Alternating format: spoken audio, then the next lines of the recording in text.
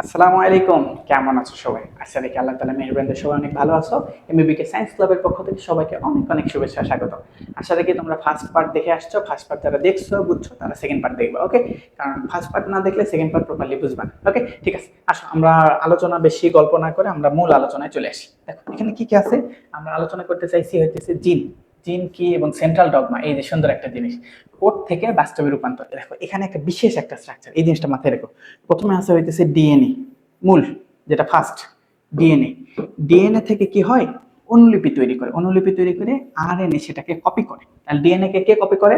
RNA. তোমরা পুরো ক্লাসে যেটা দেখছো তারা বুঝতে পারবা যে প্রথমে থাকে হচ্ছে ডিএনএ, এই যে ডিএনএ থাকে এই ডিএনএ কে আরএনএ কপি করে। ওকে, সংকেতের অনুলিপি করে কপি করে, সেই আরএনএ কপি করে সেই আরএনএ আবার প্রোটিন সংশ্লেষে কাজ করে। তারপর আরএনএ থেকে তৈরি হয় আবার প্রোটিন, রাসায়নিক উপাদান, এবং সেই প্রোটিনটারে আমরা দেখতে পাই। যেমন আমার স্কিন, তোমার চোখ, তোমার চুল, তোমার হইতেছে নাক কান সবকিছু, এগুলো কি? এগুলো এক একটা প্রোটিন। আমাদের এগুলো মাংস না, এগুলো প্রত্যেকটা হইতেছে প্রোটিন। এবং এই প্রোটিনটা তৈরি হয় কি থেকে? দেখো এই সেন্ট্রাল এই সিস্টেমটা মনে রাখো, কোথা থেকে কোথায় হয়। প্রথমে ডিএনএ থাকে, ডিএনএ থেকে আরএনএ সেটাকে কপি করে। ডিএনএ থেকে কি তৈরি হয় ভাইয়া? আরএনএ। আরএনএ থেকে কি তৈরি হয় ভাইয়া? আরএনএ থেকে তৈরি হয় প্রোটিন। ওকে, প্রোটিন যেটা আমাদের শরীরে আমরা দেখতে পাই। ওকে, ঠিক আছে, এই সিস্টেমটা মনে রাখবে, এটাকে বলা হয় সেন্ট্রাল ডগমা। ওকে, এটাই স্বাভাবিক সিস্টেম, এইভাবে সবকিছু চলে আসতেছে। ওকে, দেখো পরবর্তী অংশটা, এটা একটু বোঝো। জিন। আচ্ছা, জিন জিনিসটা তার মানে কি? জীবের দৃশ্য এবং অদৃশ্যমান লক্ষণ বা বৈশিষ্ট্য নিয়ন্ত্রণকারী একককে বলা হয় জিন। ওকে, ক্রোমোজোমে জিনের যে অবস্থানে জিন থাকে তাকে বলা হয় লোকাস। তাহলে জিন যেখানে থাকে সেটাকে বলা হয় লোকাস।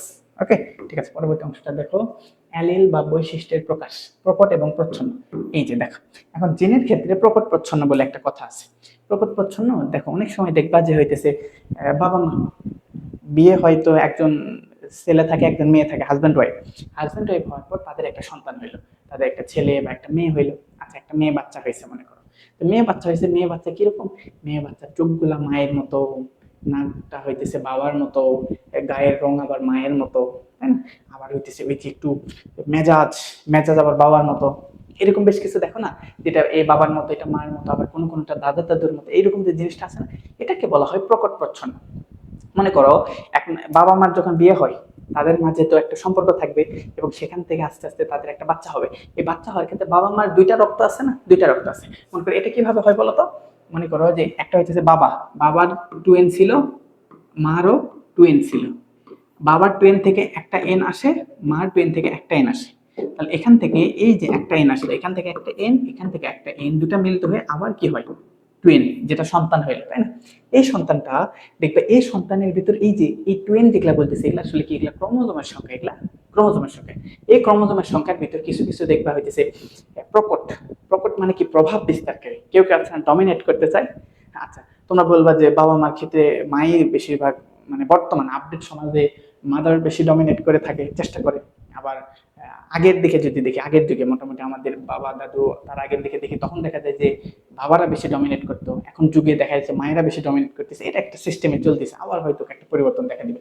সো এই ডমিনেট আর এই ডমিনেট আলাদা। এটা হইতেছে ক্রোমোজোমে ডমিনেট করা। তোমার দেখো, তোমার বাবা মনে করো যে বাবার হইতেছে গায়ের রং একটু শ্যাম বর্ণ, শ্যাম, ছেলেরা ম্যাক্সিমাম শ্যাম বর্ণের হয়, আর মেয়েরা ম্যাক্সিমাম একটু কালার বেশি হয়, ব্রাইট হয়। ওকে, এটা নর্মাল, কম বেশি হইতে পারে, বা অপোজিটও হইতে পারে। ঠিক আছে, আমি তোমাকে বলতেছি, দেখো এখন মনে করে সাপোজ একটা ধরলাম, বাবার হইতেছে গায়ের রং শ্যাম, শ্যামবর্ণ, আর মা একদম খুব ব্রাইট ফর্সা, এবং তাদের যে সন্তান হয়েছে, সন্তানের গায়ের রং কেমন হয়েছে? ফর্সা হয়েছে। তার মানে কি বুঝতেছো? বাবার ক্রোমোজোম আসছে, মায়ের ক্রোমোজোম আসছে, এদের ফাইট করে কে জিতছে? মায়ের ক্রোমোজোম জিতছে। তার মানে এখানে মায়ের ক্রোমোজোম প্রকট, মায়ের ক্রোমোজোম প্রকট, আর বাবার ক্রোমোজোম প্রচ্ছন্ন। তারপর দেখো ওই সন্তানটা হয়েছে, সন্তানের মেজাজ, মানে বাবা খুব মেজাজ ছিল, রাগ করতো অল্পতেই, আর মা খুব নরম মনের মানুষ, বুঝছো? তো এখন দেখা গেছে যে সন্তানটা হয়েছে, সেই সন্তানের মেজাজ, মেজাজ আবার বাবার মতো। এই জায়গায়, এই জায়গায় বাবার মেজাজটা ছিল প্রকট, মায়ের মেজাজটা ছিল প্রচ্ছন্ন। কারণ এইভাবে প্রত্যেকটা সন্তানের, প্রত্যেকটা একদম মাথার চুল থেকে পায়ের পাতা পর্যন্ত প্রত্যেকটা জিনিস, হাতের আঙুল, চোখের কালার কি হবে, বাবার এটা আছে, মায়ের এটা, দুইজন যুদ্ধ করবে, যুদ্ধ করে যে জিতবে সে হইতেছে প্রকট হবে, আর যেটা প্রকাশিত হবে না সেটা প্রচ্ছন্ন আকারে থেকে যাবে। বুঝতে পারছো? সেটা এমন না যে সেটা প্রকাশ কোনোদিনও পাবে না, হয়তো বা পরবর্তী প্রজন্ম প্রকাশ পাবে। যেমন অনেক সময় দেখো না যে সন্তান বাবার মতো হয়নি, মায়ের মতো হয়নি, সন্তান হয়েছে দাদুর মতো বা নানির মতো, এরকম হয় না? এটা কি কিছু কিছু ক্রোমোজোম এরকম লুকানো সুপ্ত অবস্থায় থাকে, বুঝছো, পরবর্তীতে সেটা প্রকাশিত পায়। ওকে, ঠিক আছে, আশা করি তোমরা মেইন টার্মটা বুঝে গেছে। এখন দেখো একই একই জিনের কি কি বলতো ভাইয়া, এই যে দেখো। আচ্ছা, একই জিনের বিভিন্ন সংস্করণ একই ধরনের বৈশিষ্ট্যকে বিভিন্ন রূপে প্রকাশ করতে পারে। যেমন হইতেছে মটরশুটির উচ্চতা বিভিন্ন রকম হইতে পারে। যেমন এখানে প্রকট নিয়ে একটা কথা বলা আছে, দেখো প্রকট যেটাকে বলে ডমিনেন্ট। এটা কি, যখন দুটি ভিন্ন allele capital T small tea একত্রে থাকে তখন যে বৈশিষ্ট্য প্রকাশ পায় সেটাকে বলা হয় প্রকট। আচ্ছা, এখন জিনিসটা দেখো, এখানে দেখা আছে দেখো টি ক্যাপিটাল টি, আর এখানে লেখা আছে দেখো স্মল টি। তার মানে এই যে আমরা বললাম না প্রকট, প্রকটকে বলা হয় ক্যাপিটাল টি আর প্রচ্ছন্নকে বলা হয় স্মল টি। তার মানে এই যে যেটা প্রকাশ পায় সেটা হইতেছে প্রকট। আচ্ছা, তারপর দেখো প্রচ্ছন্ন। প্রচ্ছন্ন এই জিনিসটা কি, সেটাকে বলা হয় রিসেসিভ। ওকে, এটা আবার কি, যে বৈশিষ্ট্য সুপ্ত অবস্থায় থাকে অর্থাৎ প্রকাশ পায় না তাকে বলা হয় প্রচ্ছন্ন। এটাকে স্মল টি দ্বারা প্রকাশ করা হয়। ওকে, ঠিক আছে। তার মানে লজিক ইকুয়েশন কি, যদি দুইটাই ক্যাপিটাল টি হয়, দেখো এটা একটু বোঝানোর চেষ্টা করি। আচ্ছা দেখো, একটু এটা তো বুঝছো।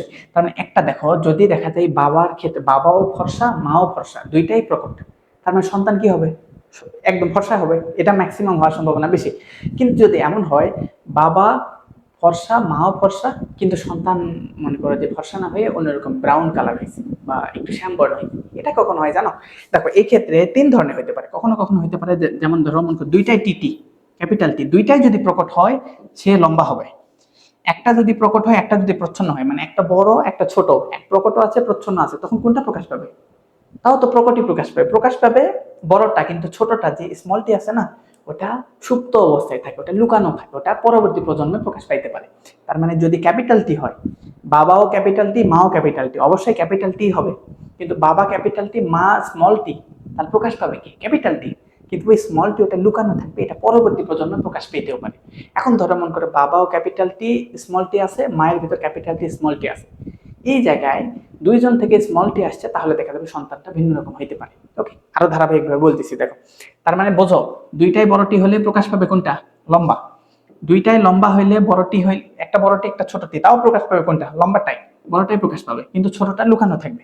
কিন্তু যদি দুইটাই ছোট হয়, দুইটাই স্মল টি হয়, তখনই কেবল সেটা কি হবে, খাটো হবে বা দুইটি প্রচ্ছন্ন হবে। এটা খাটো লম্বা এটা কি বোঝাইতেছে, এটা গ্রেগর জোহান মেন্ডেল নাম শুনছো? গ্রেগর জোহান মেন্ডেল, যাকে বলা হয় বংশগতির জনক। ইনি সর্বপ্রথম মটরশুটি গাছ, তিনি যেখানে থাকতেন তার বাগানে মটরশুটি গাছ ছিল, সেটা সুন্দরভাবে সে এগুলো টেস্ট করে দেখছে। এগুলো অনেক সুন্দর কাহিনী আছে, ইন্টারমিডিয়েট আর ডিটেল জানবে ইনশাআল্লাহ। ওকে দেখো, পরবর্তী অংশটা আমরা একটু দেখি। এই যে এখানে এই স্ট্রাকচারটা এখানে তোমরা বুঝতেছো না, দেখো আমি তোমাকে ভালো করে বুঝাই। দেখো দুইটা মটরশুটি গাছ। আচ্ছা, দুইটা মটরশুটি গাছ, দুইটা কি কি, একটা বড় একটা ছোট। তোমাকে বলি দেখো, এটা মনে করা হইতেছে বড়, এটা মনে করো মটরশুটি গাছ। এই যে আমি তো গাছ আঁকাইতে পারবো না, আমি একটা আনুমানিক বুঝাইতেছি। মনে করি এটা একটা মটরশুটি গাছ, ছোট একটা আঁকায়, মনে করি এটা হলো ছোট, এই যে এটা হলো ছোট মটরশুটি গাছ। ওকে, তার এই বড় মটরশুটি যেটা গাছ, সেটার ভিতর কি কি আছে ভাইয়া, সেটা মনে করো হইতেছে দুইটাই প্রকট। একটা মনে করো ক্যাপিটাল টি, দেখো এটা হলো ক্যাপিটাল টি ক্যাপিটাল টি, তার মানে কি দুইটাই বড়। আর এর ভিতর কি কি আছে ভাইয়া, এর ভিতর আছে মনে করো হইতেছে এর ভিতর দুইটা কোন কালার দিব বলতো, এর ভিতর মনে করো দুইটাই ছোট, একটা স্মল টি আর একটা স্মল টি। এটা স্মল টি এটা ছোট, এটা ক্যাপিটাল টি এটা বড়। এখন এই যে ক্রোমোজোম আছে, মানে এই দুইটা টি দ্বারা কি বোঝাইতেছি, টুইন বুঝাইতাম না, টুইন। তাহলে এটা টুইন এটাও টুইন, এখান থেকে একটা এখান থেকে একটা আসবে, দুই জায়গা থেকে যদি একটা আসে দেখো তো, তার মানে কি হবে বলতো, একটা ক্রস লিঙ্ক হয়ে যাবে না? আচ্ছা দেখো, মনে করে যে এখান থেকে একটা আসতেছে, এখান থেকে একটা, তো এখান থেকে একটা ক্যাপিটাল টি আসলো, এখান থেকে একটা স্মল টি আসলো, তার মানে কি হয়ে গেল, একটা ক্যাপিটাল টি একটা স্মল টি। আবার এখান থেকে একটা ক্যাপিটাল টি, এখান থেকে একটা স্মল টি আসলো, আবার কি হয়ে গেল, ক্যাপিটাল টি স্মল টি। তার আলটিমেটলি দুইটা কেমন হবে বলতো, দুইটা বড়ই হবে। এই এই এই এই এই এই, আবার এটা কি হবে, এটাও বড়ই হবে। এই ওকে, এটা এটা বুঝছে কিনা দেখো। মনে করো যে এখান থেকে একটা ক্যাপিটাল টি আসছে, একটা স্মল টি আসছে, দুটা মিলে কেমন হয়ে গেল, একটা ক্যাপিটাল টি, আরেকটা কি ভাইয়া, আরেকটা হইতেছে স্মল টি। আমরা বলছিলাম একটা যদি বড় টি থাকে একটা ছোট টি থাকে, তাও গাছটা কেমন হবে, বড়ই হবে। এটা কি হইলো, বড়ই হইলো। আবার এটা কি দেখো, এখান থেকে ক্যাপিটাল টি এখান থেকে স্মল টি, আবার বলো এখন সন্তানটাও কেমনই হবে, একটা বড় আছে তো, একটা বড় থাকলেই বড় হবে, এই যে ছোট, তাহলে এটাও কি হবে, বড় হবে। এতটুকু বুঝছো? তাহলে এটা প্রথম প্রজন্ম থেকে দ্বিতীয় মানে এখান থেকে প্রথম প্রজন্ম এটা হইল, প্রথম প্রজন্ম এটা হইল। এখন দেখো পরবর্তী অংশ, এটা একটু ছোট করে বুঝতে পারতেছি কিনা, একটু ছোট করলাম, বুঝছো? আচ্ছা, এই যে দেখো এখন পরের ধাপের কাজ দেখো। এটুকু তো আমরা বুঝছি, তাই না? এখন যেটা এখন দেখো এখানে কি কি আছে, এরকম একটু ভিন্ন না? দেখো এখানে কয়টা কয়টা হইতে পারে, দেখো তোমার এখানে আমি একটু তোমাকে আগে স্ট্রাকচারটা আগে দেখাই কি কি হইতে পারে। দেখো এখান থেকে বড়টি আসছে, এখান থেকে ছোটটি আসছে, কি কি হইতে পারে দেখো। মানে এখান থেকে বড়টি আসছে, এখান থেকেও বড়টি আসছে, মানে এটাও বড়টি এটাও বড়টি, হইতে পারে কিনা? হইতে পারে। আবার দেখো পরের বার দেখো এখান থেকে ছোটটি আসছে, এখান থেকে বড়টি আসছে, তাহলে কি হইতে পারে বলো তো? একটা হইতে পারে ছোটটি, একটা হইতে পারে বড়টি, হইতে পারে না বলো? ওকে, ঠিক আছে। পরে আবার দেখো এবার কি হয়েছে, এখান থেকে এটা দুটাই বড় ছিল, এবার এখান থেকে আসতে হচ্ছে বড়টি, এখান থেকে আসছে ছোটটি, ঠিক আছে? এখান থেকে বড়টি, এখান থেকে ছোটটি, তার মানে কি হবে? প্রথমটা হবে বড় আর দ্বিতীয়টা হবে কি? দ্বিতীয়টা হবে হইতেছে ছোটটি। বুঝতে পারছি? আবার এখানেও ছোটটি আছে, এখানেও ছোটটি আছে, এবার দেখো দুইটাই ছোট আসছে, এখান থেকেও একটা ছোট, এখান থেকেও একটা ছোট, তাহলে দুইটাই যদি ছোট হয় তাহলে টি গুলা কেমন হবে? এটাও ছোট টি, এটাও ছোট টি। এই যে বুঝতে পারছো? দেখো দেখো দেখো, আচ্ছা এটা তোমাকে ভিন্ন কালার দিয়ে বুঝাই, দেখো এখন মনে করো এই যে দেখো এটা কেমন হলো, এটা দুটাই ছোট, এটা একটা বড় একটা ছোট, এটা একটা ছোট একটা বড়, এটা একটা দুটাই বড়। এখন তুমি বলো এটা গাছগুলা কেমন হবে, গাছগুলা কেমন হবে বাবা বলো তো? এই যে গাছগুলা কেমন হবে দেখো, এই যে এখন যদি আমরা দেখি এই যে গাছটা, এই যে দুটাই বড়, এটা কি বড় গাছ হবে? এটা কি হবে? এটা অবশ্যই বড় হবে, এটা অবশ্যই বড়ই হবে। ওকে, ঠিক আছে, চলছে কপি। এটা এটাও কি হবে? বড়ই হবে। এটাও কি হবে বলতো? আহারে, এটাও কি হবে বলতো? এই এটাও বড়ই হবে। বুঝতে পারছো? কারণ এখানে দুইটাই বড়, এখানে একটা বড় আছে তাও বড় হবে, এটা একটা বড় আছে তাও বড় হবে, কিন্তু এখানে দুইটাই ছোট। সুতরাং এখানে কি হবে ভাইয়া? এখানে এই যে অনেক দিন পরে এসে এখন ছোট হবে, এখানে একটা ছোট গাছ। বুঝতে পারছো? তার মানে দেখো এটা ছিল বাবা মা, মনে করো এটা হলো প্রথম বাবা মা থেকে প্রথম যে প্রজন্ম হলো, সেখানে কি দুইটাই বড়, দুইটাই বড়। দ্বিতীয় যে প্রজন্ম হইলো সেখানে আবার কি হইলো বলতো? তিনটা বড় ইস্টু একটা কি ছোট। বুঝতে পারছো? তার মানে দেখো এইরকম থাকলে যতক্ষণ বড় একটা থাকবে ওটা বড়ই হবে, যখন দেখবে দুইটাই ছোট তখনই ছোট ছোট আসবে। তো এই প্রশ্নটাই তোমাদেরকে এমসিকিউতে করা হয়, পাশাপাশি সিকিউতে। এখানে কোথায় আসতে পারে? এটা আসতে পারে এমসিকিউতেও আসতে পারে, পাশাপাশি সিকিউতেও আসতে পারে, ব্যাখ্যা করতে বলতে পারে। সো এই ক্ষেত্রে কিভাবে মটরশুঁটি গাছ বড় গাছ থেকে কিভাবে বড় হয়, বড় গাছ থেকে কিভাবে ছোট হয়, এটা দুইটা প্রজন্ম, এটাকে বলা হয় প্রজন্ম নাম্বার 1 F1, এটাকে বলা হয় F2 দুই নম্বর প্রজন্ম। ওকে, ঠিক আছে। প্রজন্ম 1-এ দুইটাই বড়, প্রজন্ম 2-তে তিনটা বড় একটা ছোট। এটাই হইতেছে তোমার এমসিকিউতে অনুপাত আসে 3:1। বুঝতে পারছি কি না? আশা করি বুঝতে পারছো। এখন এই গল্পটা একটু বুঝাই দেখো, এখন এই গল্পটা ভালো মতো বুঝতে ইনশাআল্লাহ। গ্রেগর জোহান মেন্ডেল, ওকে, অ্যালগরিদম, এটা কত সালে আবিষ্কার হয়? 1866 সালে। গ্রেগর জোহান মেন্ডেল মটরশুঁটি পি প্ল্যান্ট নিয়ে পরীক্ষার মাধ্যমে বংশগতির মূল সূত্র আবিষ্কার করেন। তিনি যাকে ফ্যাক্টর, কি নাম দিয়েছিলেন? ফ্যাক্টর বলেছিল, তা আজ জিন নামে পরিচিত। ওকে, ঠিক আছে। দেখো এখানে বিশুদ্ধ দুইটাই বড়, এটা হইতেছে বিশুদ্ধ খাটো দুইটাই ছোট। এই বড় এই ছোট মিলে দুইটাই কি হবে? দুইটাই একটা বড় একটা ছোট, তার মানে দুইটাই কি হবে? বড় হবে। তারপর সেখান থেকে পরবর্তী ধাপে কি হবে? এটাও বড় বিগ, এটাও বড় বিগ, এটাও বড় বিগ, কিন্তু এটা হবে স্মল। ওকে, এখানে তো বোঝা নেই, কিন্তু আগের এখানে সুন্দর করে বুঝছো না? এখানে আসলে কেউ সুন্দর করে বোঝার কথা। দেখো তার মানে লম্বা হইলো, একটা হলো ক্যাপিটাল টি, দুইটাই ক্যাপিটাল টি, টি আবার একটা বড় একটা ছোট, একটা বড় একটা ছোট, তার মানে তিনটা বড় আর একটা ছোট। তার মানে অনুপাত কিরকম হলো? 3 ভাগ বড় 1 ভাগ ছোট, তার মানে 3:1। অনুপাত কি ভাইয়া? 3:1। মনে থাকবে? ওকে, দেখো মেন্ডেল এই তত্ত্ব উন্নত জাতের শস্য উৎপাদন এবং প্রাণী প্রজননে প্রয়োগ করা হয়। পরবর্তীতে এটা আমরা ভালো ইনফরমেশন পাই। দেখো পরবর্তী অংশ, ডিএনএ অনুলিপন। ডিএনএ কিভাবে অনুলিপন করা হয় জানো? ডিএনএ, একটা ডিএনএ থেকে কিভাবে দুইটা হয় সেটা দেখো, সেটার একটা প্রসেস হইতেছে কি, মনে করো যে ডিএনএ এরকম না বলতো? ডিএনএ তোমাকে যদি দেখা এরকম ছিল, এই এই এই এই এই, কি বোঝাইতে চাইলাম দেখো, এটা কেমন কেমন জানি করে ফেললাম না? দেখো পেঁচানো ছিল এইরকম, এরকম হইতে হইতে এখানে ভেঙে গেল, ভেঙে গিয়ে এই এই এই এই। দেখো কি অবস্থা? কারণ একটা ডিএনএ ছিল মাঝখানে ভেঙে গেছে, ভেঙে গিয়ে এই পাশে একটা হয়ে গেছে, এই পাশে একটা হয়ে গেছে। এখন এই পাশে নতুন একটা আসবে, এই পাশে নতুন একটা আসবে। মনে করো যে এই যে এখানে একটা নতুন একটা আসতেছে, আবার একটা তৈরি হলে এখানে নতুন একটা আসতেছে, আরেকটা তৈরি হলো। বুঝতে পারছো? মানে এটা মূল ডিএনএ। দেখো একটা হলো পিঙ্ক কালার, ওটাও পুরানো সুতা, একটা গ্রিন কালার, ওটাও পুরানো সুতা, কিন্তু এই যে নতুন হলুদ আসছে, এটা হচ্ছে নতুন সুতা। তার মানে এটা ভেঙে গিয়ে দুই ভাগে ভাগ হয়ে এই পাশে একটা এই পাশে একটা, এবং তার মানে একটা ডিএনএ থেকে দুইটা ডিএনএ এইভাবে সৃষ্টি হয়। এটাকে বলা হয় অর্ধ সংরক্ষণশীল পদ্ধতি। কোন পদ্ধতি? অর্ধ। তুমি বলো একদম পরে যেটা সৃষ্টি হয়েছে পুরাটাকে একদম নতুন সৃষ্টি হয়েছে, না অর্ধেক নতুন অর্ধেক পুরানো? এই জন্য এই পদ্ধতিকে বলা হয় অর্ধ সংরক্ষণশীল পদ্ধতি। এই যে এটা উল্টাভাবে দেখানো হয়েছে। ওকে, ঠিক আছে। এখন প্রক্রিয়াটা একটু দেখো, বোঝাও দেখি। প্রক্রিয়া রেপ্লিকেশন, ডিএনএ অনুলিপন কিভাবে হয়, এটাতে তোমাকে যদি হচ্ছে এসকিউ আসে অথবা সিকিউ আসে অথবা যদি এমসিকিউ আসে, সব আশা করি পারবা ইনশাআল্লাহ। ঠিক আছে, দেখো একটি ডিএনএ অণু থেকে হুবহু আরেকটি ডিএনএ অণু তৈরি হওয়ার প্রক্রিয়া, এটাকে বলা হয় অর্ধ সংরক্ষণশীল প্রক্রিয়া বা সেমি কনজারভেটিভ মেথড। ওকে, ওয়াটসন এবং ক্রিক 1956 সালে প্রস্তাবিত এই পদ্ধতি তুলে ধরেন এবং নতুন সৃষ্ট ডিএনএ এর দুটি সূত্রের মধ্যে একটি থাকবে হইতেছে পুরনো মাতৃ আর আরেকটি থাকবে সম্পূর্ণ নতুন। দেখছো? ওকে, কৌশল কিভাবে? হাইড্রোজেন বন্ডগুলো ভেঙে যায়, এই যে মাঝখানে ভেঙে গেছিল, এখান থেকে ভেঙে গেছিল। ওকে, ভেঙে গিয়ে সূত্র দুটি আলাদা হয় এবং কোষের ভাসমান নিউক্লিওটাইডগুলো পরিপূরক এটিসিজি নিয়ম মেনে আবার নতুন ভাবে একটা তৈরি হয়। বুঝতে পারছি কিনা ভাইয়া? দেখো এখন ডিএনএ টেস্ট। এখন এই যে কথায় কথায় তোমরা ডিএনএ টেস্ট, কিছু হয়েছে ডিএনএ টেস্ট করে আমরা প্রমাণ নেব, তাই না?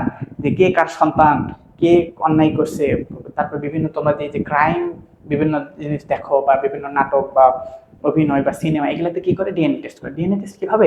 পৃথিবীর প্রত্যেকটা মানুষের ডিএনএ আলাদা। সো এই যে এই রুমে স্টুডিওতে আমি আসছি। এখন বিষয়টা হলো কি, স্টুডিওতে আসার পর মনে করা হইতেছে এখানে আসার পর দেখা গেছে এখানে অন্য একজন ছিল, কোনো কারণে আমিও ছিলাম, সেও ছিল। হুট করে আমি চলে গেছি আর সে মনে করা হইতেছে কোনো কারণে এখানে যে কোনো ভাবে অ্যাক্সিডেন্টালি আহত হয়েছে বা নিহত হয়েছে, মারা গেছে। এখন যদি মারা যায় তাহলে তার বিরুদ্ধে তো অভিযোগ হবে যে কিভাবে মারা গেল।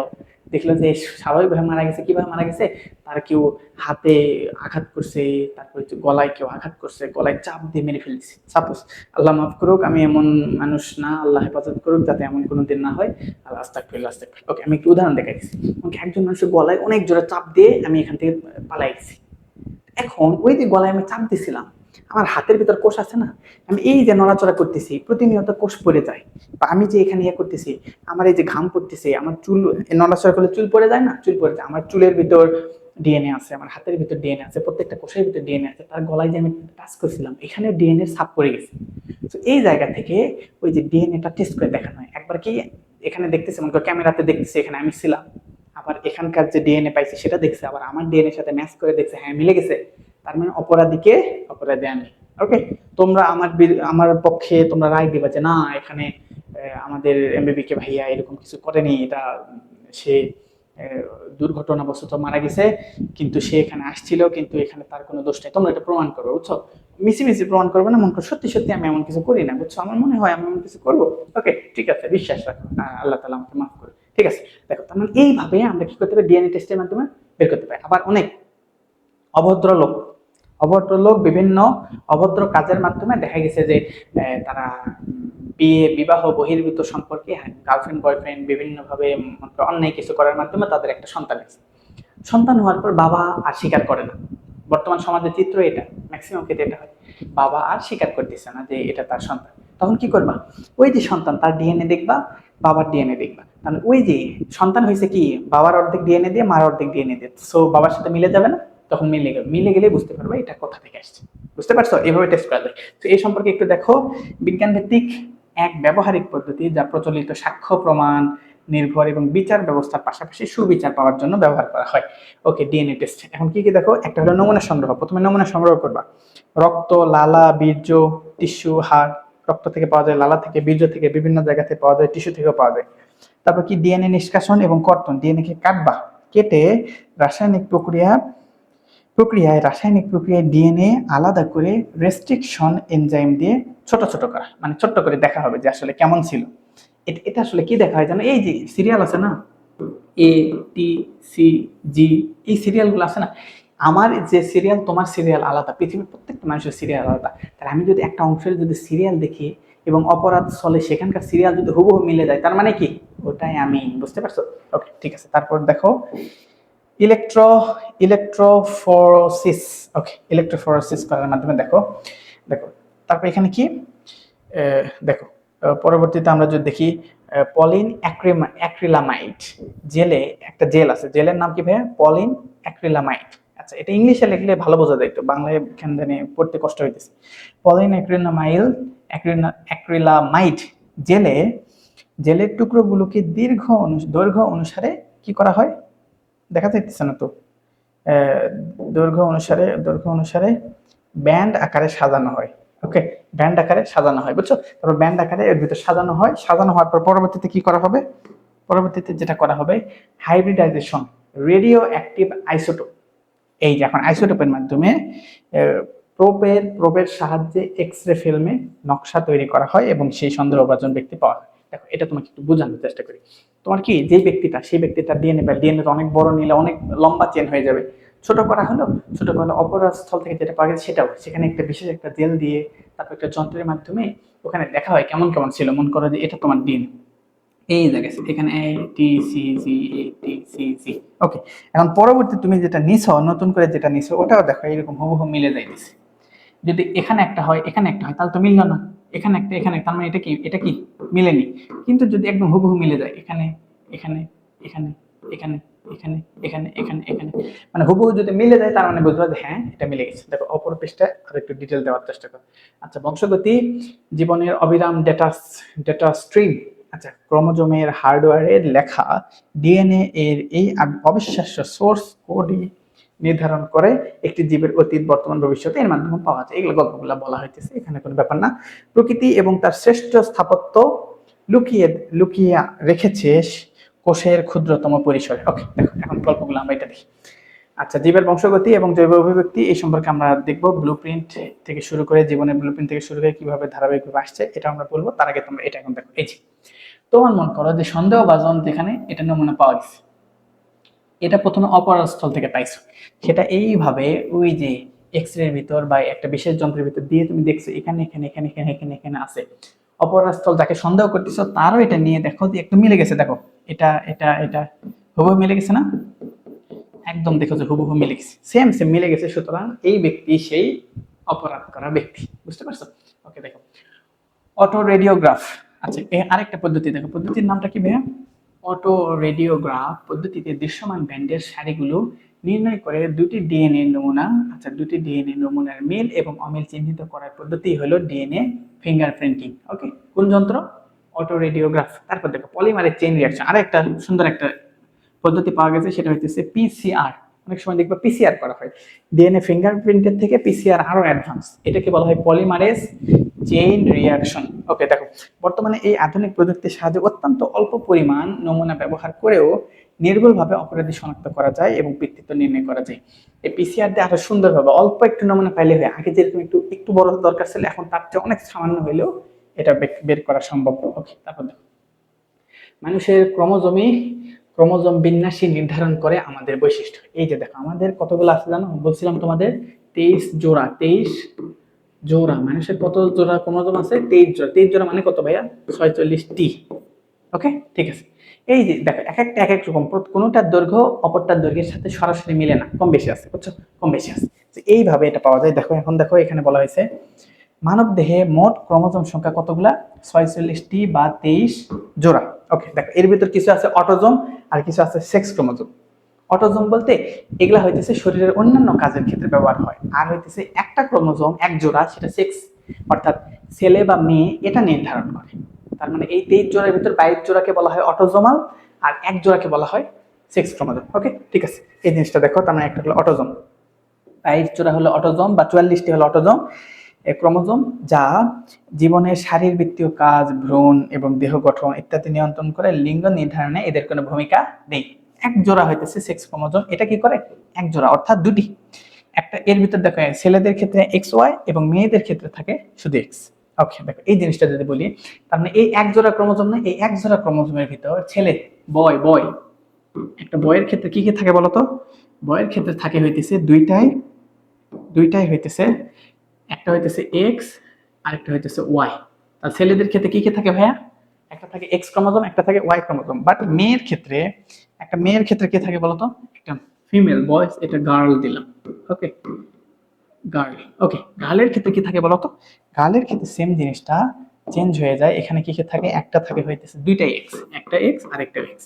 তার মানে একটা মেয়ের ক্ষেত্রে ক্রোমোজোম দুইটাই কি এক্স ক্রোমোজোম, আর একটা ছেলের ক্ষেত্রে একটা কি এক্স ক্রোমোজোম, একটা ওয়াই ক্রোমোজোম। ওকে, ঠিক আছে। দেখো এই যে এখন গ্রামাঞ্চলে প্রচলিত বা বিভিন্ন জায়গায় প্রচলিত যে কোনো দেখা গেছে যে বাবা মা বা বাবা দাদু বা অনেকে চাইতেছে যে আমাদের নাতি আসুক, সেই নাতিটা অবশ্যই ছেলে হোক, বুঝছো? ছেলে নিয়ে অনেকের ফ্যান্টাসি আছে, আবার অনেকের মেয়ে নিয়ে ফ্যান্টাসি আছে, পার্থক্য থাকতে পারে। এখন দেখো এই যে একজন বাবা চাইতেছে তার ছেলে সন্তান হোক, সাপোজ আনুমানিক ধরে নিচ্ছে, অনেকে আবার মেয়ে সন্তান চাইতে পারে, তো ছেলে সন্তান হোক, কিন্তু তার ওয়াইফের যখন সন্তান হয়েছে দেখা গেছে যে বেবিটা মেয়ে হয়েছে, ওকে, 1 নাম্বার বারো মেয়ে হয়েছে, 2 নাম্বারও মেয়ে হয়েছে, 3 নাম্বারও মেয়ে হয়েছে। এই অবস্থায় অনেক অনেক বাবা, মানে বাবা নামের কলঙ্ক বলতে পারো, সরি ক্ষমা করে দিও, সে মায়ের উপর দোষ চাপায় যে তার কারণে বারবার মেয়ের সন্তান হইতেছে, ছেলে সন্তান চাইতেছে, কেন মেয়ের সন্তান হইতেছে, এটার জন্য হইতেছে, তার মাকে সম্পূর্ণভাবে দোষারোপ করা হয়। কিন্তু এটা কি বলে, এটা কি আসলে দোষ দেওয়ার জিনিস? এটা তো তুমি কন্ট্রোল করতে পারো না ভাই, এটা কন্ট্রোল করার জিনিস? এটা এটা সম্পূর্ণ এটা সৃষ্টিকর্তা প্রদত্ত ভাবেই তোমাকে দেওয়া হবে, সো যেটা পাবা সেটার উপর কৃতজ্ঞ থাকতে হবে। আলহামদুলিল্লাহ। ওকে, তোমরা ভুলে এমন করবে না, এবং তোমাদের সামনে এমন কোনো অন্যায় হলে সেটা অবশ্যই বলবে। কিন্তু যদি একটা সায়েন্টিফিক ভাবে বিশেষভাবে দেখা হয় যে একটা সন্তান ছেলে হবে না মেয়ে হবে, এটা যদি দোষ দেওয়ার আসলে কেউ নেই, কাউকে দোষ দেওয়া যাবে না। কিন্তু যদি দোষ দেওয়া যেত, সেটা হবে ছেলে, সেটা হবে কি ছেলে। তোমাকে একটু বুঝাই, দেখো একটা বাবা, বাবা ফাদার, ওকে, ফাদার, ওকে, ঠিক আছে, একটা হলো ফাদার, আরেকটা কি ভাইয়া, আরেকটা হলো মাদার। ফাদারের ক্ষেত্রে কোন কোন ক্রোমোজোম আছে বলো তো দেখি? ফাদারের ক্ষেত্রে আছে হইতেছে একটা আছে হইতেছে এক্স ক্রোমোজোম, আর আরেকটা কি ভাইয়া, আরেকটা আছে হইতেছে ওয়াই ক্রোমোজোম। এই না বলো, মায়ের ক্ষেত্রে কি কি আছে বলো তো? মায়ের ক্ষেত্রে দুইটাই এক্স ক্রোমোজোম, দুইটাই কি এক্স ক্রোমোজোম। এখন তুমি বলো মায়ের ক্ষেত্রে দুইটাই এক্স ক্রোমোজোম, এখন বাবা মার ভিতর একটা বিশেষ বন্ধন আবদ্ধ হবে, তাই না? বিশেষ বন্ধনে আবদ্ধ হওয়ার পর তাদের ক্ষেত্রে কি হবে, এই ক্রোমোজোম গুলা মিলিত হবে না বলতো? মিলিত হবে। এখন দেখো বাবার থেকে যদি এক্স ক্রোমোজোম আর মার থেকে, মার তো এক্স আছেই, বাবার থেকে একটা এক্স এসে যদি মিলিত হয়, তার মানে সন্তান কেমন হবে বলতো? সন্তান কেমন হবে? সন্তানের ক্ষেত্রে বাবার থেকে এক্স আসছে, মায়ের কাছে তো এক্স আছে, মা তো আর বাবার কাছে যায় না, তাই না? তোমরা যে বায়োলজি বোঝো, এখানে কি ক্রোমোজোম বা শুক্রাণু, বাবার শুক্রাণু মায়ের কাছে আসে, বাবার শুক্রাণু মায়ের কাছে আসে, মায়ের শুক্রাণু বাবার কাছে যায় না। তার মানে মায়ের শুক্রাণু মায়ের, সরি আমি শুক্রাণু বলতেছি, সরি সরি আমার বলতে ভুল হয়েছে, বাবার শুক্রাণু মায়ের কাছে আসে, কিন্তু মায়ের এটা কি ডিম্বাণু, মায়েরটা কি বলা হয় ডিম্বাণু, ডিম্বাণু, আমি ভুল বলে ফেলছি, সরি মাফ করে দিও। ওকে, বাবার শুক্রাণু মায়ের কাছে আসে, কিন্তু মায়ের ডিম্বাণু ওখানেই থাকে, মানে মায়ের ডিম্বাণু তো মায়ের জরায়ুতে থাকে, তাই না? দেখো, কারণ এই যে বাবার থেকে রান করে আসলো, আসার পর বাবার থেকে এক্স আসতে পারে, ওয়াই আসতে পারে, বাবার থেকে এক্স আসছে, মায়ের ক্ষেত্রে এক্স আসে, তাহলে দুটো মিলে কি হয়ে গেল, এক্স এক্স। তার মানে সন্তানটা কি হবে, মেয়ে হবে। আবার আবার দেখো, আবার মনে করা হইতেছে, আচ্ছা ভিন্ন কালার, মনে করো এই যে বাবার থেকে আসছে ওয়াই, আর মার ক্ষেত্রে তো এক্স আছেই, মার ক্ষেত্রে কিন্তু সবসময় এক্সই আছে, তখন সেই সন্তানটা কি হবে বলতো? তখন সেই সন্তানটা হবে, একটা হবে এক্স, একটা হবে ওয়াই, তার মানে এটা কি হয়ে যাবে, এটা হবে ছেলে সন্তান। বুঝতে পারছো? তার মানে একটা ছেলে সন্তান, এই সন্তান ছেলে হবে না মেয়ে হবে, এটা ডিপেন্ড করে কোথায়, বাবার পক্ষ থেকে কোন শুক্রাণু আসছে, এক্স আসছে না ওয়াই আসছে। এই যে এখানে লক্ষ লক্ষ কোটি কোটি শুক্রাণু থাকে, এই শুক্রাণুর ভিতর কোনটাকে মিলতে পারবে এটার একটা বিষয় আছে, মানে এখানে বিরাট বাধার পক্ষ থেকে তারপর কোথায় কোন শুক্রাণুকে ডিম্বাণুর সাথে মিলতে হবে, সেই সন্তান হবে, তাই না? তো এটা কারো কন্ট্রোলে থাকে না, এটা কেমন কন্ট্রোল করবা? আর কন্ট্রোলের ক্ষেত্রে আধুনিক যন্ত্রপাতি সামনেতে আপডেট হইতে পারে, সেই ক্ষেত্রে দেখা গেছে হয়তো বা তুমি সরাসরি নিজে হাত দিয়ে ওয়াই ক্রোমোজোম মায়ের ডিম্বাণুতে প্রবেশ করে দিতেছো, এইভাবে আপডেট হইতে পারে, সামনেতে হতে পারে, এভাবে দেখতে পারো হয়তো বা সামনেতে দেখবা যে আপডেটে এরকম হইতেছে। বাট এই জিনিসটা নর্মালি ন্যাচারালি যদি দেখো, এটা কোথা থেকে আসে, বাবার পক্ষ থেকে। আর সত্যি কথা বলতে বাবা তো আর এটা ইচ্ছাকৃত ভাবে কোনো কিছু দিতেছে না, যে আমি এক্স ক্রোমোজোম দিলাম না ওয়াই ক্রোমোজোম, বাবার ভিতরে এক্সও আছে ওয়াইও আছে, যেটা ওখানে পৌঁছাইতে পারে সেটা সন্তান হিসেবে প্রকাশিত হয়। তো এখানে কারোই কোনো দোষ নেই, কিন্তু যদি দোষ দেওয়া হয়, আবারও বলতেছি কারো দোষ নেই, কিন্তু দোষ যদি দাও আনুমানিক ভাবে, এমনি বলো যে 1% দোষ আছে, তাহলে কার সেটা, বাবা। ওকে, তার মানে মাকে কোনোভাবে দোষারোপ করা যাবে না। মা সন্তান গর্ভধারণ করতেছে, এত কষ্ট করতেছে, তো এই যে কষ্টটা, এই কষ্টটা সে পালন করতেছে, বাবাকে তো এই কষ্ট করতে হয় না, তারপর বাবা কেন মাকে দোষারোপ করবে, এটা খুবই অন্যায়। সো এটা যেন তোমাদের পরিবারে, তোমাদের আশেপাশের পরিবারে, তোমাদের বন্ধু বান্ধব কোথাও যেন এই জিনিসটা না হয়, তুমি নিজে সচেতন হবা, তোমার পরিবার থেকে সচেতন করবা, ঠিক আছে ইনশাল্লাহ। ওকে, ভুল কিছু বলে থাকলে ক্ষমা সুন্দর দৃষ্টিতে দেখ। এখন দেখো, সন্তানের লিঙ্গ নির্ধারণে পিতার ক্রোমোজোম ভূমিকায় প্রধান। কে? পিতা। পিতা, বাবা, বাবা, পাপা। ওকে, ঠিক আছে। দেখো এখন গল্পগুলো একটু পড়ি। মায়ের ডিম্বাণু সবসময় এক্স ক্রোমোজোম ধারণ করে। পিতার ক্রোমোজোমে এক্সও থাকে, ওয়াইও থাকে। তাহলে পিতার ক্রোমোজোম এক্স শুক্রাণু যদি ডিম্বাণুতে প্রবেশ করে তাহলে এক্স এক্স হয়, কন্যা সন্তান হয়। পিতার থেকে যদি ওয়াই আসে তাহলে এক্স ওয়াই হয়ে সেটা পুত্র সন্তান হয়। বুঝতে পারছো? ওকে, দেখো, জেনেটিক ডিসঅর্ডার বা বংশগতি ব্যাধি হলো ডিএনএ কোডের একটি ত্রুটি। ডিএনএ যদি কোথাও কোনো ত্রুটি হয় সেই ক্ষেত্রে বংশগতি একটা রোগ হইতে পারে। দেখো বেশ কিছু রোগের কথা বলা হয়েছে। একটা হলো সেক্স লিঙ্কড ডিসঅর্ডার, একটা নাম কি ভাই? Sex linked disorder. আরেকটা হলো অটোজোমাল ব্যাধি। সেক্স লিঙ্কড ডিসঅর্ডার এটা কি? সেক্স ক্রোমোজোমের, প্রধানত এক্স ক্রোমোজোমের কারণে জিন মিউটেশনের ফলে ঘটে। সেটা যেমন হচ্ছে কালার ব্লাইন্ডনেস, মানে কালার ঠিকমতো দেখতে পায় না, সবকিছু কালার স্পষ্ট দেখতে পায় না, এমন যদি হয় তখন সেটাকে বলা হয়, সেটা হইতেছে সেক্স লিঙ্কড ডিসঅর্ডার। আরেকটা কি? অটোজোমাল। যেমন অটোজোমাল ক্রোমোজোম যেমন জিন মিউটেশনের মাধ্যমে ঘটে, যেমন হচ্ছে থ্যালাসেমিয়া। একটা হলো থ্যালাসেমিয়া রোগ, একটা হলো কালার ব্লাইন্ডনেস। সো এটা যদি এমসিকিউতে যদি কখনো আসে যে কোনটা কি ভাইয়া, সেক্স লিঙ্ক ডিসঅর্ডার হইতেছে কালার ব্লাইন্ডনেস, আর অটোজোমাল ব্যাধি এটা কি? এটা হইতেছে থ্যালাসেমিয়া। ওকে, ঠিক আছে।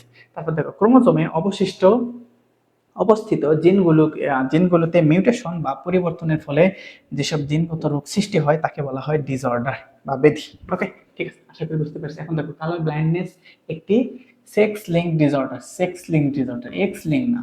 ওকে, এটা হইতেছে, আচ্ছা এক্স লিঙ্ক, আচ্ছা এটা এক্স দ্বারা বোঝানো হয়েছে। ঠিক আছে, ঠিক আছে। আচ্ছা, এক্স লিঙ্ক ডিসঅর্ডার। দেখো এখন এখন তোমরা বলো দেখি, এখানে কত লেখা দেখতে পাচ্ছ? এমনকি কোনো ভদ্রলোক আছো? কমেন্টে লিখে দিও। এমনকি কোনো ভদ্রলোক আছো যারা এখানে 21 দেখতে পাইতেছো? ওকে, বা বই দেখবা, বই দেখবা। যদি কারো মনে হয় এখানে 21 দেখতে পাইতেছে, তাহলে সেখানে কি তার কালার, মানে সব কালার দেখতে পাও না, এমন একটা সমস্যা থাকতে পারে। তার মানে যারা 74 দেখতেছো তারা ঠিকঠাক, আলহামদুলিল্লাহ বলো, আলহামদুলিল্লাহ, ঠিকঠাক আছে। ওকে, দেখো, যখন কেউ কোনো কোনো রং সঠিকভাবে চিনতে পারে না, বিশেষ করে লাল রং বা সবুজ রং, তখন তাকে বলা হয় কালার ব্লাইন্ডনেস বা বর্ণান্ধতা। ওকে, চোখের স্নায়ু এবং স্নায়ুকোষের রং শনাক্তকারী পিগমেন্টের অভাব হলে এটি হয়ে থাকে। এটি একটি কি বলতো? সেক্স লিঙ্কড রোগ বা এক্স ক্রোমোজোমের কারণে হয়ে থাকে, মিউটেশনের কারণে হয়ে থাকে। পুরুষদের মাত্র একটি এক্স ক্রোমোজোম থাকে, তাই তারা বেশি আক্রান্ত হতে পারে। প্রতি 10 জনে একজন, 10টা সেলের ভিতর একটা সেলে অ্যানোপ্যাথিক গড়ে এইরকম কালার ব্লাইন্ড হওয়ার সম্ভাবনা থাকে। নারীদের ক্ষেত্রে 2টি এক্স ক্রোমোজোম হওয়ায় একটি মিউটেশন থাকলেও অন্যটি আক্রান্ত হয় না, এই জন্য দেখা যায় তারা বাহক হিসেবে ভূমিকা পালন করে। তোমাকে এই জিনিসটা বুঝাই। তুমি বলো, বাবার ক্ষেত্রে একটা এক্স ক্রোমোজোম, একটা ওয়াই ক্রোমোজোম। আর এই যে সেক্স লিঙ্ক ডিসঅর্ডার যেটা হয়, এটা হয় এক্স ক্রোমোজোমের কারণে। বাবার ক্ষেত্রে এক্স ক্রোমোজোম আছে কয়টা? একটা আছে। কোনো কারণে এই একটা যদি আক্রান্ত হয় তার মানে বাবা আক্রান্ত হবে। বাবা সরাসরি, মানে সেলের কথা যদি বলি, সেলেতে এক্স ক্রোমোজোম একটা আছে, তার মানে ছেলে সরাসরি কালার ব্লাইন্ড হবে। কিন্তু কিন্তু মার ক্ষেত্রে দেখো, মার ক্ষেত্রে বা একটা মেয়ের ক্ষেত্রে দুইটা যেহেতু এক্স ক্রোমোজোম, এখন যদি একটা ক্রোমোজোম যদি আক্রান্ত হয়, আরেকটা তো ভালো আছে, আরেকটা ভালো থাকার কারণে সে সুস্থ থাকবে, সে থাকবে সুস্থ, কিন্তু তার ভিতর সুপ্ত অবস্থায় লুকানো থাকবে, এটাকে বলা হয় বাহক। মানে এ রোগী না, কিন্তু এর ভিতর রোগ আছে, বুঝছো? এটা দেখা যেতে তার পরবর্তী সন্তানে পার হতে পারে। বুঝতে পারছো? ওকে, তার মানে এটা হইলো, এটা বাবার ক্ষেত্রে বাবা কখনো বাহক হয় না, বা ছেলে কখনো বাহক হয় না, ছেলে আক্রান্ত হয় অথবা সুস্থ। আর মেয়ে কি হইতে পারে? মেয়ে আক্রান্ত হইতে পারে, মেয়ে সুস্থ হইতে পারে, এমনকি মেয়ে বাহক হইতে পারে। মেয়ের ক্ষেত্রে 3টা পয়েন্ট প্রযোজ্য। বুঝতে পারছো? ওকে, দেখো, থ্যালাসেমিয়া লোহিত রক্তকণিকাকে ধ্বংস করে মারাত্মক রক্তশূন্যতা তৈরি করে। লোহিত রক্তকণিকাকে ধ্বংস করে মারাত্মক রক্তশূন্যতা যদি তৈরি হয় তখন সেটাকে বলা হয় থ্যালাসেমিয়া। থ্যালাসেমিয়া একটি অটোজোমাল রিসেসিভ ডিসঅর্ডার। ওকে, বাবা এবং মা উভয়েই এই রোগের বাহক বা রোগী হলেই কেবলমাত্র সন্তানের মাঝে এটি প্রকাশ পেতে পারে। এই রোগে লোহিত রক্তকণিকা কি ভাইয়া? লোহিত রক্তকণিকাগুলো নষ্ট হয়ে যায়, ফলে রোগী তীব্র রক্তশূন্যতায় ভোগে। তোমার পুরা বইটাকে এত সুন্দরভাবে তুলে ধরা হয়েছে, বুঝছো? আলহামদুলিল্লাহ, তোমরা যারা পড়তেছো বা তারা এটা শুক্রিয়া করা উচিত। আলহামদুলিল্লাহ, কত সুন্দরভাবে ইজিলি এবং চিত্র সহ, ফিগার সহ, একদম 3 ডাইমেনশন দেখতে পাচ্ছ, এবং আশা করি এটা মনে রাখা সহজ হবে। সো এমবিবিকে সায়েন্স ক্লাবের পক্ষ থেকে তোমাদের স্বাগতম, এবং তোমরা কি করবা? প্রার্থনা করবা, দোয়া করবা, এবং তোমরাও ভালো কারো উপকার করার চেষ্টা করবে, ঠিক আছে? লোহিত রক্তকোষের কয়টি? 2টি প্রোটিন দিয়ে তৈরি। একটা হলো কি? আলফা গ্লোবিউলিন, আরেকটা হলো কি ভাইয়া? Beta globulin. কি কি বলতো? একটা আলফা গ্লোবিউলিন, আরেকটা হলো বিটা গ্লোবিউলিন জিনের ত্রুটির কারণে, আচ্ছা এই কোষ ত্রুটির কারণে কি হতে পারে, এই প্রোটিন উৎপাদন ব্যাহত হলে যথাক্রমে একটা হলো আলফা থ্যালাসেমিয়া হয়, আরেকটা হলো বিটা থ্যালাসেমিয়া হয়। আরেকটা এমসিকিউ, মোস্ট ইম্পর্টেন্ট এমসিকিউ হলো বিটা থ্যালাসেমিয়ার অপর নাম হলো কুলির থ্যালাসেমিয়া। তাহলে কুলির থ্যালাসেমিয়া কার নাম? বিটা থ্যালাসেমিয়ার অপর নাম হলো কুলির থ্যালাসেমিয়া। ওকে, ঠিক আছে। দেখো, বাহক পিতামাতা থেকে থ্যালাসেমিয়া ছড়ানোর গাণিতিক সম্ভাবনা। মনে করি এটা হলো বাবা। বাবা দেখো, এটা কি বোঝানো হইতেছে? আক্রান্ত। এই যে ব্লুইশ কালার আক্রান্ত বোঝাইতেছে, আর রেডিশ কালার এটা মনে করো সুস্থ বোঝাইতেছে। মনে করো বাবা কি বাহক, আক্রান্ত না। ওকে, এটা হইতেছে থ্যালাসেমিয়া। এটা তো সেক্স লিঙ্ক না, তাই না? এটা অটোজোমাল, তার মানে এটা বাবাও বাহক হতে পারে, মাও বাহক হতে পারে। এখন দেখো, বাবা বাহক আর হইতেছে এটা মনে করো প্রকাশ করা হইতেছে, এই যে ভালো অংশটাকে প্রকাশ করা হইতেছে কি দ্বারা বলতো? আচ্ছা, ভালো অংশটাকে প্রকাশ করা হবে মনে করো যে ক্যাপিটাল আর দ্বারা। মনে করো এটা হলো ক্যাপিটাল আর, আর এটা হলো স্মল আর। এটা হলো ক্যাপিটাল আর, এটা হলো স্মল আর। ওকে, ঠিক আছে। এখন দেখো, বাবার পক্ষ থেকেও মনে করো বাবার পক্ষ থেকেও স্মল আর আসছে, মার পক্ষ থেকে স্মল আর আসছে, তাহলে দুটা মিলে স্মল আর। তার মানে কি? সন্তান আক্রান্ত। ওকে, বাবার পক্ষ থেকে আবার দেখো পরের বার বাবার পক্ষ থেকে ক্যাপিটাল, আচ্ছা ক্যাপিটাল আর আসছে না, বাবার পক্ষ থেকে স্মল আর আসছে, মার পক্ষ থেকে ক্যাপিটাল আর আসছে, তার মানে একটা বড় একটা ছোট, তার মানে এটা কি? সুস্থ কিন্তু বাহক। আবার দেখো, বাবার পক্ষ থেকে বড়টা আসছে কিন্তু মার পক্ষ থেকে ছোটটা, তাও কি? এটাও বাহক। আরেকবার লাস্ট একটা হইতে পারে দুইটাই বড়, বাবার পক্ষ থেকে বড়, মার পক্ষ থেকে বড়, এটা হবে সুস্থ। তাহলে পার্সেন্টেজ কত? তার মানে একটা হলো সম্পূর্ণ অসুস্থ, একটা হলো সম্পূর্ণ সুস্থ, আর দুইটা হলো বাহক। বুঝতে পারছো? তার মানে কি কি সম্ভাবনা বলো তো? একটা অসুস্থ, একটা সুস্থ, আর দুইটা হলো বাহক। বুঝতে পারছো? ঠিক আছে। তাহলে দুজন বাহক মানুষের মধ্যে বিয়ে হলে তাদের সন্তানের থ্যালাসেমিয়া আক্রান্ত হওয়ার ঝুঁকি 25% থাকে। সন্তান বাহক হওয়ার সম্ভাবনা থাকে 50% এবং সন্তান সম্পূর্ণ সুস্থ হওয়ার সম্ভাবনা থাকে 25%। তারপরে এখন কি করতে হবে? এই যে এই জন্য নিজেদের মধ্যে, নিজেদের বিশেষ করে দেখা যায় নিজের নিকট আত্মীয়দের মাঝে এই জন্য বিয়ে করলে এই ধরনের সম্ভাবনা বেশি থাকে। বুঝছো? তার মানে এই না যে একদম বিয়ে করতেই পারবে না, অবশ্যই টেস্ট করে নিও। আর ভালো থাকুক, আল্লাহ তাআলা সবাইকে ভালো রাখুক। ওকে, দেখো এখন আমরা একটা তুলনা পড়ি। দেখো এতক্ষণ কি কি বললাম তার একটা সামারি পড়ি। বংশগত ব্যাধির তুলনামূলক বিশ্লেষণ ও ম্যাট্রিক্স। বৈশিষ্ট্য কি কি? একটা হলো কালার ব্লাইন্ডনেস, আর একটা হলো থ্যালাসেমিয়া। ওকে, কালার ব্লাইন্ডনেস এটা কি? একটা সেক্স লিঙ্ক ডিসঅর্ডার, আর এটা হলো অটোজোমাল। এই যে এটা মনে করে তোমার এসকিউতে আসতে পারে অথবা সিকিউতেও যদি আসে। মানে কত সুন্দর করে তোমার হাতে তুলে দেওয়া হইতেছে ভাইয়া, অন্তত ইউটিলাইজ করো এই জিনিসটা, একটু বোঝো যে আসলে এটা তোমার জন্য খুবই উপকারী। এটা কি করবা? খাতায় নোট ডাউন করবা, আর বইয়ের যে ফাঁকা অংশ আছে না ওখানে লিখে রাখবা, অথবা বইয়ে লিখে রেখে স্টিকি নোট দিয়ে আটকাই দিবা। ওকে, দেখো ক্রোমোজোমের ধরন, একটা হলো সেক্স লিঙ্ক ডিসঅর্ডার বা এক্স ক্রোমোজোম, আর একটা হলো অটোজোমাল রিসেসিভ। তারপর কি লিঙ্গভিত্তিক, এটা মূলত পুরুষরা আক্রান্ত হয় বেশি, নারীরা হয় বাহক। আর এটা কি হয়? নারী পুরুষ উভয়ই সমানভাবে আক্রান্ত হতে পারে। মূল শারীরিক ক্ষতি কিসের হয়? এটা হলো চোখের স্নায়ুকোষের ক্ষতি হয়, এই জন্য কালার ঠিক মতো দেখতে পায় না। আর এটা কি? লোহিত রক্তকণিকা ধ্বংস, যেমন আর বেশি ধ্বংস হয়ে যেতে পারে। বাহক কি হয়? শুধু নারীরা বাহক হইতে পারে, শুধু নারীরা বাহক হতে পারে, আর এটা বাবা মা উভয়ই বাহক হতে পারে। বুঝতে পারছো? ওকে, আশা করি তোমরা বুঝতে পারছো। এখান থেকে আমরা পরবর্তী এই যে তোমাদের কি ছিল বিভিন্ন ওই যে পরবর্তী অংশটুকু ছিল না, একটা ছিল হচ্ছে জীবের বংশগতি, আর তারপর হলো বিবর্তনবিদ্যা। পরবর্তী পার্টে আমরা বিবর্তন নিয়ে আলোচনা করব। ঠিক আছে? আশা রাখি তোমরা বুঝতেছো। মনোযোগ দিয়ে ক্লাস করা, দেখা হবে পরবর্তী কোনো ক্লাসে। আল্লাহ হাফেজ। আসসালামু আলাইকুম ওয়া রাহমাতুল্লাহ।